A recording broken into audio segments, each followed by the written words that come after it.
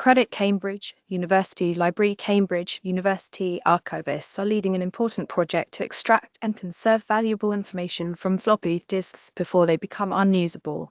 The initiative began when the archive received a box of 5.25-inch floppy disks from a DOS-formatted computer that belonged to none other than physicist Stephen Hawking, who was able to use early computers despite his disability from ALS. The challenges a group of archivists encountered when they attempted to read the disks helped them realize how vulnerable this funny, briefly adopted technology, which predate compact disks, is to the ravages of time, and how a clock was ticking to get important information off them before they became unusable.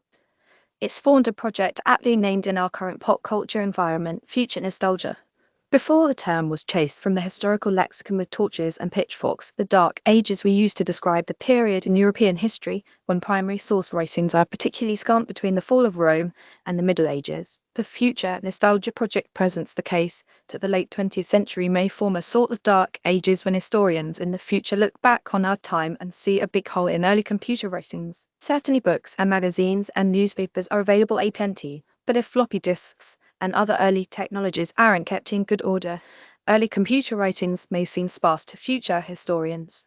Floppy disks present numerous challenges to archivists, among which were the multiple formats they were built and coded for. There wasn't one system that dominated the market, explains Lynch and Talbum, a member of the Cambridge University Library's digital preservation team, who is leading the project. Nostalgic stories, how Lego is being used to reduce stress, combat childhood trauma, and manage PTSD. That means that as many as a dozen different early computing systems are needed to read the full spectrum of floppy disk formats, and it's not always straightforward finding these machines. Nor is it straightforward that the disks themselves are readable. They may be moldy if stowed away in an attic, for example. Iron oxide on the surface of the plastic may corrode material away. It can also lose its magnetism, preventing it being from read entirely.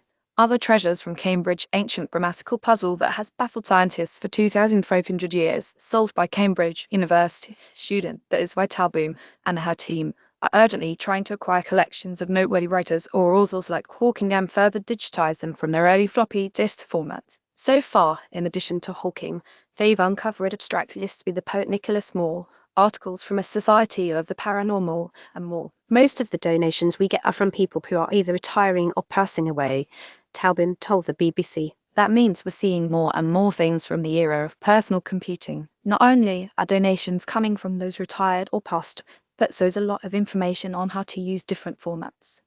An example comes from the archivist's work with a set of floppy disks that contain speeches and letters with constituents of Neil Kinnock, a UK Labour Party leader in the 1930s.